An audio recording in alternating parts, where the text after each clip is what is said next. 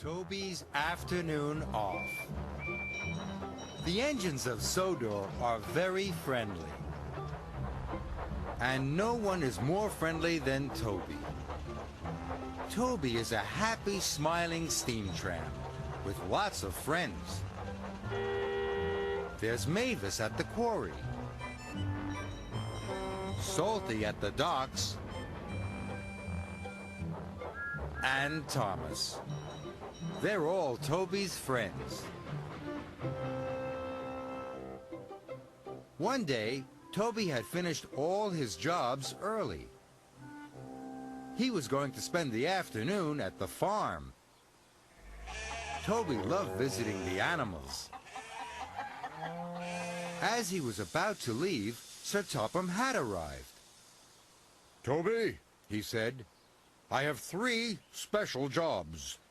As you have finished early, you will have time to do all of them." "Yes, sir," puffed Toby. But Toby was worried. He liked being useful, but 3 jobs would take him the rest of the day. Now he would have no time to go to the farm. Toby puffed off. He felt sad. But then he had an idea. Perhaps he could get everything done in time. "All I need is some help with just one of my jobs. I'll ask one of my friends." Toby's first job was to shunt some freight cars at the yards. As he arrived, he saw Mavis. "Mavis will help me," he thought. "Sorry, Toby, no time to talk," Mavis puffed as she steamed past him. Toby was upset. He had been sure Mavis would help him. "I'll just have to shunt the freight cars on my own," he puffed sadly. Next, Toby had to collect some empty freight cars from the depot. As he arrived, Thomas was leaving.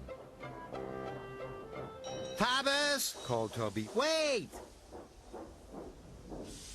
Will you help me take some freight cars?" asked Toby. "Sorry, Toby," chuffed Thomas. "I'm in a hurry. I'll help you later." And Thomas raced away. Toby was surprised.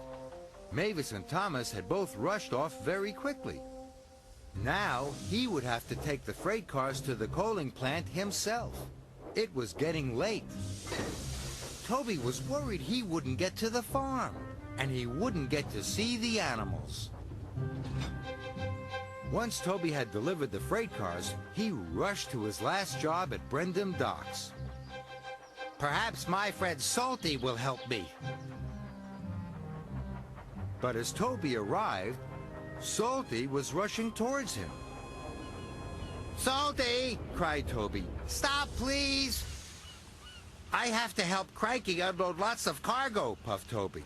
"But I'm running out of time. Will you help me?" "Sorry, Toby," said Salty, "but I have an important delivery. This piston rod is too important to wait, matey." Toby felt miserable. He knew deliveries were important, but he thought helping a friend was important too. Neither Mavis, Thomas, nor Salty had helped Toby. "And I thought they were my friends," puffed Toby sadly. He would have to move all that cargo on his own. Now he'd never get to the farm. Toby pulled up alongside Cranky.